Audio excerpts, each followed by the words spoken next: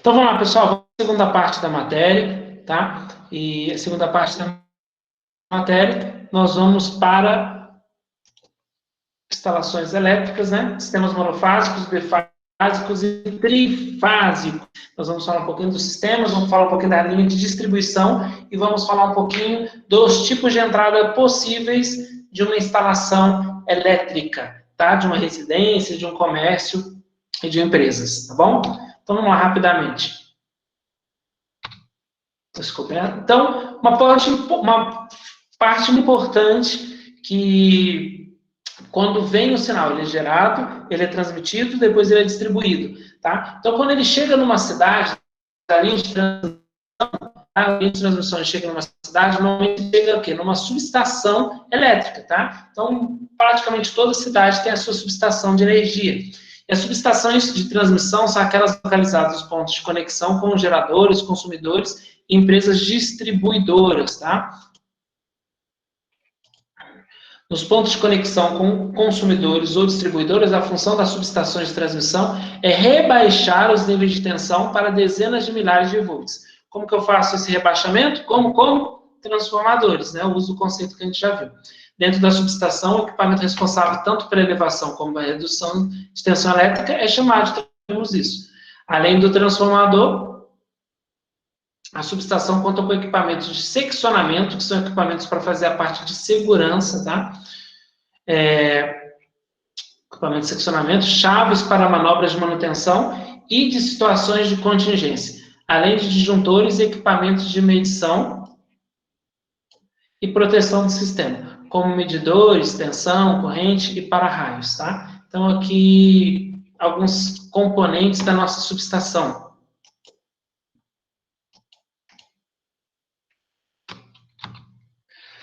Aqui está o desenho de uma subestação, né? Provavelmente todos vocês já viram, pelo menos já deve ter identificado alguma dessa ao passar aí nas rodovias, ou entrar numa cidade, ou até mesmo existem subestações sendo criadas específicas para conjunto de empresas. Alguém que trabalha na Balduco?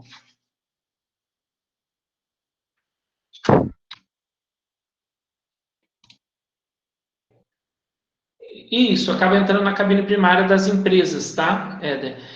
Eu perguntei se alguém trabalha na Balduco, porque a Balduco está acabando de fazer lá em cima, em associação, né, conversou, tudo, estão criando uma nova subestação elétrica próxima à Balduco para alimentar aquele conjunto de empresas ali locais, né? Então, a gente tem aqui as subestações de distribuição, são unidades responsáveis pela recepção da energia elétrica proveniente de redes de subtransmissão em alta tensão, tá? E como também ocorre nas subestações de transmissão pelo rebaixamento do nível de tensão a valores caracterizados como média tensão, né? Alguns milhares de volts aí, 2.000 a 4.000 volts, por exemplo, 44.000, desculpa, volts, tá? Alguma coisa interessante aqui, dentro da parte não mais de transmissão, mas dentro da parte de distribuição. Então, quando você olha um poste numa rede de distribuição, você consegue identificar, normalmente, tá, gente? Isso é um padrão comum, mas pode ter exceções. Mas, normalmente, os fios que vêm nessa parte inferior do poste, normalmente, eles já são linha de baixa tensão. Aqui você já tem a sua energia trafegando de 127 a 440 volts, né, que a gente considera baixa tensão. E aqui em cima, nos postes, né, na linha de distribuição, normalmente, o que você tem aqui são a linha de média tensão, de 2 a 44.000 volts, tá? As redes de baixa tensão levam energia elétrica até as residências, né, pequenos comércios, indústria, por meio de chamados ramais de ligação. Supermercados, comércio, indústria de médio porte adquirem energia elétrica diretamente das redes de média tensão, devendo transformá-la internamente para os níveis de tensão menores, sob sua responsabilidade. Daqui a pouco a gente vai falar um pouco sobre isso, né? Residências, apartamentos, normalmente eles pegam direto da linha de baixo, mas comércios e instalações um pouco maiores, por exemplo, a FAEX, ela trabalha com transformador, tá? Já pega da linha de média e já transforma para o seu consumo ali, porque tem um consumo um pouco maior. Oi, Silvano. Professor, aquela bola que eles colocam no fio para separação de fio ou é para cortar a corrente ou alguma coisa assim? Tem uma outra explicação sobre aquela bola? A, Os fios de alta tensão que tem liberando as rodovias, hein? a bola. Eu estou tentando entender qual que é essa bola. É É um aquela negócio redondo lá em cima, Qual é emendando essa um fio no bolinha? outro lá. bola laranja, para até onde eu sei, não, até desculpa cortar você, professor, é para sinalizar para as aeronaves que ali tem fio de alta tensão passando. Ah, tá, valeu, obrigado. Isso, tem sim. Na parte de alta tensão tem a parte de sinalização. Tem a parte de sinalização, muito nas transmissões, linhas de transmissão também tem a parte de isolação, né? Os cabos, eles são conectados, mas eles são também isolados da estrutura elétrica, da estrutura metálica. Então, tudo isso tem que ser visto, mas, aparentemente, você deve estar falando da sinalização mesmo. O Jorge perguntou, qual o máximo de amperagem que uma linha de baixa tensão consegue entregar? Jorge, nós vamos trabalhar com potência, tá? Então, a amperagem, ela depende da tensão que você vai estar trabalhando. Se você está trabalhando com 127 volts, você vai conseguir um valor de corrente, já que a potência é V vezes I, você vai conseguir para a tensão maior, você vai conseguir uma corrente menor para uma mesma potência. E nós vamos falar um pouquinho sobre isso hoje, né? Quais são os valores de potência e o tipo de entrada para cada um tipo de entrada. Agora você fala assim, baixa tensão, nós vamos trabalhar aí até 75 mil, que é 75 mil, vamos dizer, watts, né, o volt ampere, eles vão mudar para um transformador dedicado, né, para você ter um tipo de entrada de transformação, transformador dedicado, para você conseguir justamente suprir a sua necessidade de corrente, tá? Então, de acordo com o que você for precisando de mais potência, que vai resultar em, também em corrente, você vai mudando o seu tipo de entrada, né? E assim por diante. Vamos lá. Tipo de entrada. Então, quais são os tipos de entrada normais e convencionais? Nós temos tipo de entrada monofásico, tipo de entrada bifásico e tipo de entrada trifásico, tá? Vamos ver aqui, né, as principais características que orientarão a escolha pelo tipo de entrada mais adequado para a instalação, tá? Como identificar visualmente o tipo de entrada que você tem na sua, por exemplo, sua residência ou numa instalação, identificar e diferenciar os principais itens de uma entrada de uma instalação e a visão geral de uma instalação elétrica, tá bom? Pontos a serem observados. Quais são os pontos principais a serem observados na escolha do tipo de uma instalação, tá? Do tipo de entrada de uma instalação. Primeiro, a potência demandada prevista total. Então, lembra que eu pedi para entrega, agora na primeira entrega, para vocês já especificarem quais são os equipamentos eletrônicos, né, que vão estar previstos o uso dentro da sua residência? Justamente por causa disso, porque nós temos que ter, para calcular o tipo de entrada, nós temos que ter, primeiro passo, é a potência demandada prevista total, mesmo que seja estimada, tá, gente? Mas nós precisamos disso, tá? O segundo passo é a tensão de alimentação dos equipamentos da instalação, tá? Se você vai ter só equipamento 127, igual o Silvando disse, né? Se você vai ter 127, 220 volts, se vai ter só 220 volts e assim por diante. Você vai precisar de um 380 e assim por diante. Isolação entre os equipamentos da instalação, isso nós vamos ver, tá? Que a norma trata disso, de novo, né? Sugestão de um nome de filha aí, norma, mas tirando as brincadeiras, a norma é muito importante, nós vamos ver várias normas, e existência de equipamentos especiais, tá? O que seria esse equipamento especial? Por exemplo, motor, máquinas de solda, algum tipo de equipamentos desse tipo na sua instalação elétrica, tá bom? Então, esses 4 pontos são fundamentais para você escolher o tipo de entrada, principalmente pensando numa instalação elétrica um pouco menor, tá? Porque em instalações elétricas maiores, você vai normalmente, essa parte de equipamentos especiais vai ser comum, né? Para instalações menores já não é tão comum. Então, vamos lá. Abordaremos os 3 tipos básicos de entrada para instalações de baixa tensão. Então, aqui, primeiro pensando na baixa tensão, vamos falar dos 3 tipos básicos, tá? De entrada, pensando aí numa residência, num conjuntinho de apartamentos, alguma coisa desse tipo, tá?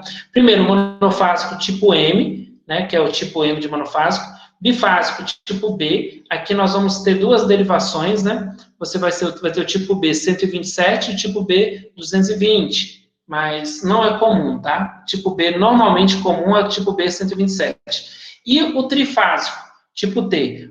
O trifásico também você vai ter 2 derivações, que é o tipo T 127, onde cada uma das fases vai valer 127 volts, e o tipo T 220, onde cada uma das fases vai valer 220 volts, tá? Professor, qual que é o tipo nós B? estamos falando disso, mas B é bifásico, onde ele vai ter 2 fases, ou 2 fases de 127 ou 2 fases de 220. Não é comum, tá? Eu não conheço lugares onde eu tenho 2 fases de 220. Ô, professor, 220 volts. Nós vamos... Professor, Oi. no caso, na minha casa aqui tem tomadas 110 e tem uma tomada 220 e o chuveiro 220. Em qual categoria se encaixaria aí? Todas tomadas 127, provavelmente. Todas tomadas 127, então, mas B127... Pode falar. Então, provavelmente o mais comum das residências é o B127, onde você tem 2 fases de 127 disponíveis, um neutro e o terra do padrão.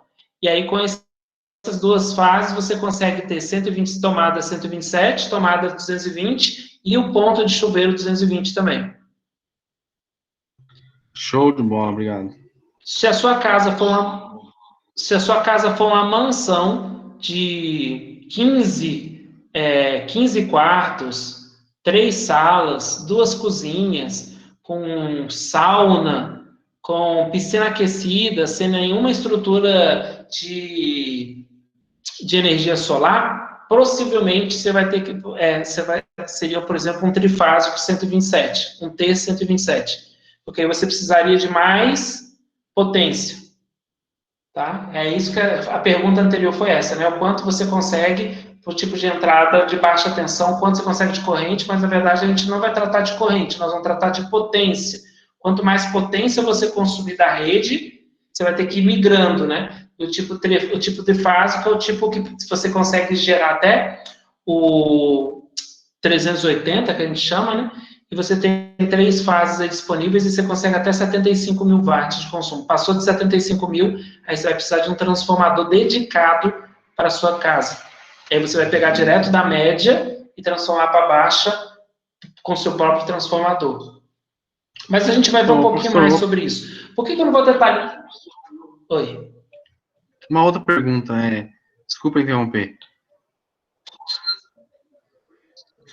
Por exemplo, importante, pode falar. O que o pessoal fala que os equipamentos 220 têm uma economia maior em relação ao 110? Tanto tomada quanto chuveiro. Aí o pessoal sempre comenta, 220 você vai ter uma economia, mas queria saber qual que é essa relação aí na tensão, corrente, sei lá, que gera essa economia. Então, esse é um assunto bem crítico, viu, Éder? Porque ele é bem polêmico, na verdade, né? Aí eu vou falar um negócio que pode te chocar e pode gerar um tumulto entre as pessoas que você conhece. Mas a grande verdade é que C220 e C127 não interferem em nada. O que interfere é o consumo de potência, tá? O conceito de consumo de potência e eficiência energética que vai dizer se você tem benefício ou malefício. O que as pessoas confundem, tá, Éder? Por exemplo, se você tem um chuveiro e esse chuveiro é 127 volts, você vai ter uma corrente elétrica passando pela sua fiação e por esse chuveiro alta. Por quê? porque a tensão diminui e a corrente aumenta. A potência, se você olhar um chuveiro, por exemplo, 2 chuveiros, o chuveiro é chuveiro de 4.000 watts. Se você tem um chuveiro de 4.000 watts, 127, você vai ter uma corrente maior do que um chuveiro de 4.000 watts com tensão de 220. Por quê? Potência VVZ, tá? Mas, contudo, todavia, tanto, qual que é o consumo do chuveiro? 4.000 watts. O consumo, ele tem a ver com a potência do equipamento. Só que o que as pessoas falam de economia é o quê? Se você tem um chuveiro 220, você vai ter o quê? Uma corrente menor. Se você tem uma corrente menor, você vai poder passar uma fiação menor pela casa. Você vai gastar menos com cabeamento, com fios, tá? Com fiação. E aí você vai ter também menos perdas, porque se a corrente é menor, você tem menos aquecimento, menos efeito Joule e tem essa questão, tá? Mas é um tema muito polêmico isso aí. Tem muita gente que defende a ideia de que 220 é mais econômico. Não necessariamente. Carlos Eduardo, é difícil sim. Mas vamos lá. Teve mais gente levantando a mão. Eu vou explicar isso mais, tá? Eu vou fazer mais exercícios sobre isso. Oi. Professor, a minha irmã, na verdade, ela construiu recentemente uma casa para ela morar, e o meu cunhado estava com a intenção de estar comprando um carro 100% elétrico. E você não tem noção a burocracia que é para ter esse carro 100% elétrico. Para você ter uma ideia, ele foi na concessionária da Nissan e tal, e para estar liberando a compra desse carro, os técnicos responsáveis da marca, eles marcaram uma reunião, vieram na casa da minha irmã, pediram um projeto elétrico, tudo certinho, para ver se a casa tinha condições de ter aquele carro. E justamente por causa, acho que, de fiação, essas coisas assim, né? Oh, aí sim, hein? Você acredita? Puta burocracia. Aí sim. Mas será que é por causa da... Interessante isso aí, Fulvio. Interessante mesmo. Então, porque eles mandam... A Nissan mandou um técnico na casa da minha irmã para ver a fiação, tudo, o projeto. Na casa da minha irmã tem sistema fotovoltaico, tem tudo, e pediram tudo isso daí para ver se a casa tem condições de ter o carro. Aí teve que fazer um monte de instalação apropriada para receber o carro. Você acredita? Por que eles fazem isso? Provavelmente, tá, Fulvio? Eles fazem provavelmente para quê? Para garantir que a instalação elétrica da casa que vai ter o carro não, vamos dizer assim, estrague o carro. É basicamente isso, tá? Eles querem que você não ponha a culpa para depois... Os técnicos responsáveis da bateria, né? Pode ser. Isso, por causa da parte de baterias e a parte de alimentação. Então, provavelmente, eles foram e solicitaram que a sua irmã, no caso, né, ela garantisse que o projeto da estrutura de alimentação do carro fosse de acordo com o padrão da empresa, para que não, futuramente, ela não colocasse a culpa no carro. O carro não está funcionando direito, o carro não está recarregando, o carro estragou. Muito provavelmente é isso. E, Fulvio, a gente no Brasil, realmente, a gente não tem essa questão. E eles acreditam que nós no Brasil somos tudo índio, tá? Pessoal de fora. Eu falo isso porque eu trabalho em empresas multinacionais e elas falam isso, o pessoal não confia em brasileiro de jeito nenhum. Então, eles têm a impressão que a gente não sabe o que a gente está fazendo. Então, isso é muito comum, não é só para carro, não, viu? Para várias máquinas também, eles vêm, antes de ligar a máquina, eles pedem para verificar se está tudo conforme o projeto que eles passaram. É bem complicado. Faz parte do show. Mas, basicamente, gente, nós vamos falar... Eu estou dando essa entrada dessa parte da matéria justamente para gerar várias dúvidas que nós vamos vir agora com uma revisão, tá? Depois disso, a gente vai fazer uma rápida visão de sinal DC, sinal alternado, e essa questão de fase, o tipo de sinal senoidal. Eu vou falar um pouquinho mais sobre isso. Eu estou gerando o quê? Por que nós vamos fazer revisão? É basicamente isso que eu estou mostrando para vocês. É importante a gente lembrar dos conceitos de potência, porque o acúmulo de potência, o cálculo da potência demandada pela casa que vai definir o tipo de entrada. O formato do consumo e da tensão de alimentação dos equipamentos vai definir de entrada. Então, tem vários conceitos, né, que a gente precisa ver, trabalhar, recapitular, para poder trabalhar bem, principalmente com o tipo de entrada, tá? E com os conceitos principais. E, principalmente, também para a questão da potência demandada pela casa, tá? Pela residência, ou pela construção, pela instalação elétrica. Mas, pensando nisso aqui, nós temos aí a monofásica tipo M, tá? M de monofásica. Ela abrange unidades urbanas ou rurais atendidas por redes de distribuição secundárias trifásicas de 220 e 127 volts. Ela normalmente é feita o quê? Ela é feita, né, a 2 fios. Um fio é a fase e outro é neutro, né? Você precisa de 2 fios para conectar os seus equipamentos, igual uma tomada. Por que a tomada tem 3 pontos? A nossa tomada residencial que é obrigatória. Um é fase, um é neutro, e o terceiro pino é o quê? Terra, aterramento, que a gente já falou disso no ano passado, e vamos repetir algumas vezes, que é muito importante, tá? Então, o tipo M é normalmente 3 fios, na verdade, né? 2 fios que vem do poste, depois você tem o aterramento que você gera na sua localização. Você gera no seu poste, no seu padrão de entrada, e gera também para a residência, se a residência for muito longe do padrão de entrada. Tá bom? Aqui sua tensão pode ser monofásico, tipo 127 monofásico, que é uma fase 127 e um neutro, ou monofásico 220, que é uma fase 220 e um neutro. E atende demandas até 7,5 mil watts. Então, até 7,5 mil watts demandado, você pode consumir com uma monofásica. O segundo tipo de entrada é o tipo B, de bifásico, tá? O tipo B, ele vai também atender residências rurais ou residências urbanas, né? 220 e 127, com demandas de 7.500 até 15 mil watts, tá? Até 15 mil watts. De onde você tirou esses números, professor? Esses números eu tirei meio genérico. Onde nós podemos ter certeza, professor? Dá uma certeza, como que funciona em extrema. Sistema, nós temos 2 normas que são orientadoras para nós fazermos todos os cálculos, nos nortearmos, que são normas da Energisa, que é a NDU 001 e a NDU 003. Depois eu vou disponibilizar essa norma para vocês, inclusive nós vamos ter exercícios para casa de pesquisa sobre essas normas, tá? Mas são normas muito importantes e fundamentais para quem vai trabalhar e vai ter algum contato com a Energisa, algum projeto. Tá bom? Aqui já são 3 fios. Por que são 3 fios? É tipo B, bifásico. Então, você tem 2 fases e um neutro. Tá? Essas 2 fases podem ser 127 ou 2 fases 220. Eu não desconheço 2 fases 220. Nunca vi instalação desse tipo. Normalmente são bifásicos 127, tá? 2 fases de 127 volts.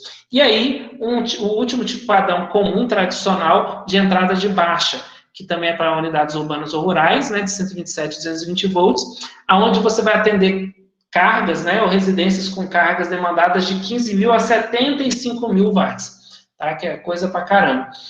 E aí são feitas 4 fios, tá? Você vai ter 3 fases de trifásico e um neutro, tá? Essas fases podem ser de 127 volts ou fases de 220 volts. Aí sim já é comum. Tem um sistema trifásico 220, que você vai conseguir formar o trifásico 380, ou um trifásico 127, que você vai ter um trifásico 220. Tá? Esses são os 3 tipos de entrada. Tá? Aqui é o padrão de entrada. Vocês já devem reconhecer aqui, né, facilmente. Isso aqui é um padrão comum, vamos dizer assim, é um padrão padrão standard, né, para misturar português e inglês. E aqui nós temos o quê? O ramal de serviço, esse ramal de serviço que vai entrar na sua residência até o ponto onde vai ser conectado ao seu quadro, tá bom? Então, um padrão de entrada, como padrão, ele tem os seguintes itens. Ele tem o poste, o número 1 é o poste, tá? Número 2 é o isolador rodando, então isso aqui é um isolador, tá? Você vai ter a bengala. Para que serve essa bengala? É justamente para a fiação fazer essa voltinha aqui, ó, e para ter a pingadeira, né, justamente para pingar. Quando chover ou tiver chuva ou alguma água aqui, vai ter o quê? Ela vai pingar, e aí ele vai subir aqui e não vai permitir, teoricamente, que entre por aqui água, tá? Depois nós vamos ter a caixa, o medidor em si, né? O medidor em si. A haste de terra. Gente, é obrigado a ter um aterramento no padrão de entrada? Sim! É o checklist da Energisa. Ela vai lá e verifica. Se não tiver bem feito o seu aterramento aqui, eles não fazem a ligada do seu padrão de entrada, tá? A ligação do seu padrão de entrada. Então, precisa ter. Então, procure lá que você vai ter um ponto de aterramento com uma haste de cobre próximo ao seu padrão de entrada para gerar a referência de terra, tá? Terra. Não é neutro, é terra. E aí o ramal de serviço, que é o 7, né? Desculpem. Que aí você vai aqui, ó, que já é todo o seu montado, seu padrão de montado vai ter um ramal de serviço aí de conexão para a linha de distribuição. Aí aqui um exemplo, né? A visão geral. Você tem aqui o ramal de ligação, que vem num poste de distribuição, chega aqui na sua entrada, tá? Aí ele vai entrar aqui pela bengala, vai descer, vai vir para o seu quadro de entrada, vai passar pelo seu medidor, aqui tem o ponto, ó, o eletrodo de aterramento, para gerar o seu aterramento, o seu fio de aterramento. Isso aqui vai para um quadro de distribuição interno dentro da casa, e do quadro de distribuição tem os circuitos terminais que distribuem, ó, chuveiro, iluminação, tomadas e assim por diante, tá? Nós vamos passar todos esses detalhes previamente, né? Posteriormente, desculpa, tá? Então, isso aqui nós vamos trabalhar nas próximas aulas. Tudo bem? Para cargas superiores a 75 mil watts, né, professor? Acabou o mundo. Tem um consumo maior que 75 mil watts. Eu tenho um prédio com vários apartamentos. O consumo é maior que 75 mil watts. O que eu faço, professor? Eu vou ter que ter o quê? Um transformador dedicado para a sua instalação elétrica. Tá? Isso é muito comum em estruturas, comércios. Por exemplo, instalações igual a FAEX. Ela tem um transformador aí dedicado. Tá bom? Então, unidades consumidoras com demanda de até 300 mil watts, de 75 mil a 300 mil, elas têm um transformador instalado no poste de tensão secundária de 400 a 254, que é onde o quê? Ele é um transformador dedicado. Então, você vai ter esse transformador, vai ter a ligação do transformador, você vai ter que ter toda uma estrutura, perceba? Você vai ter uma estrutura no seu quadro de distribuição trifásica diferenciado. Você vai ter que ter um quadro aqui bonitinho, isolado, com chuva, tudo bonitinho, e normalmente é um quadro maior, tá? Para você ter toda essa parte. E aqui a parte de entrada é muito semelhante a um quadro de baixa. O que tem de diferente é o transformador, que vocês já entenderam, já viram qual que é a necessidade do transformador, qual a aplicação dele, e na verdade o transformador ele tem um valor bem considerável, tá, gente? Tem um valorzinho aí que a empresa normalmente paga. E aí ela vai ter o quê? Ela vai pegar energia não da baixa tensão, mas ele vai pegar da média e vai fazer a transformação e o uso, e aí ele vai conseguir, inclusive, uma capacidade de corrente maior, de acordo com a pergunta que já foi colocada. Beleza? Dúvidas, comentários? Professor, Vamos lá. E tem algumas cidades, Oi. por exemplo, vou citar duas cidades aí que eu conheço, que, inclusive, as duas, por incrível que pareça, aceita somente 220 volts, a cidade inteira. Por que isso? Litoral é assim, Fulvio. Cuba é toda 220, né? Brasília também é toda 220. Isso é projeto, tá, Fulvio? Isso é projeto. Uhum.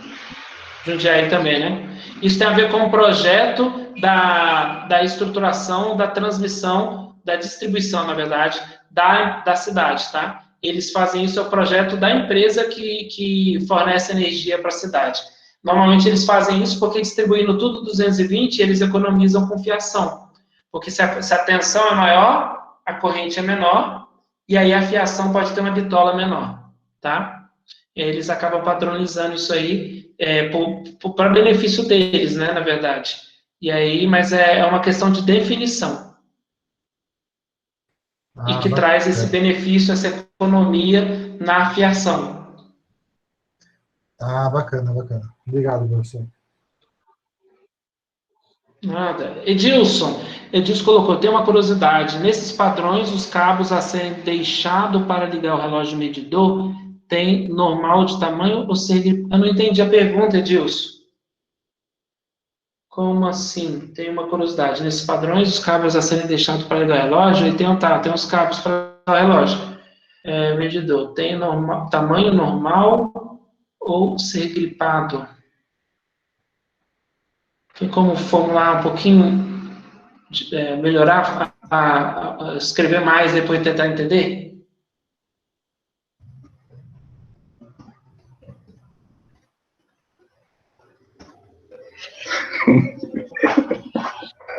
As pontas de sobras, tá?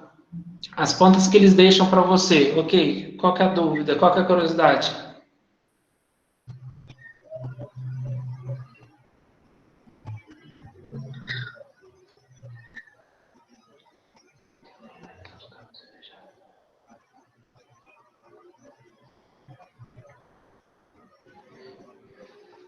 Você fala a distância, o tamanho que eles deixam para deixar? O tamanho que eles pedem. Ah, tá. O tamanho que eles deixam para você fazer a conexão. Edilson, para ser sincero, estou pensando aqui com os meus botões aqui. E normalmente é a própria Energisa quem faz a ligação, né? Eles vêm e fazem a ligação quando você pede a ligação. Você solicita a ligação, você tem que estar tudo pronto, a sua entrada, né? E eles vêm fazer a ligação. Quando deixam para você o tamanho já disponível, essa é uma boa pergunta, porque normalmente o caminho que eu estou acostumado, quando a gente faz projeto, né, quando você faz o projeto para Energisa, por exemplo, quando você tem vários padrões de entrada, medidores, né, medidores de entrada, você faz o quê? Você faz um projeto, você submete a Energisa, e a Energisa, você faz toda a infraestrutura, aí você solicita a ligação, a Energisa vem e verifica tudo e faz a ligação. Isso, quem monta os padrões são os donos da casa. Isso. O dono da casa tem que montar o padrão, deixar bonitinho para eles. Vem fazer a conexão, vem fazer a ligação.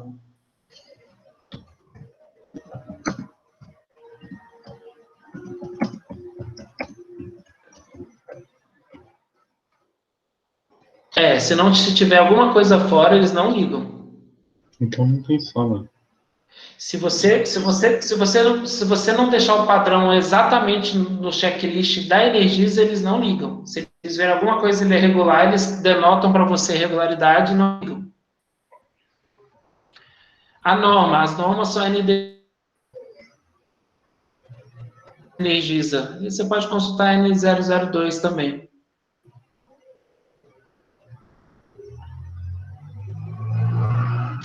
Essas são normas da Energisa, tá? Energisa. Eu vou mostrar para vocês, eu vou disponibilizar para vocês. À medida que nós vamos evoluindo, eu vou disponibilizando para vocês. Beleza? Gente, então a gente acabou mais esse grupo de conteúdo. Agora eu vou mostrar para vocês uns exemplos que eu quero, exercícios que eu queria que vocês fizessem em casa, tá? Eu vou parar então Isso, é cartilha. A NDU é como se fosse uma cartilha da Energisa. Vou parar essa aqui e vou abrir outra depois.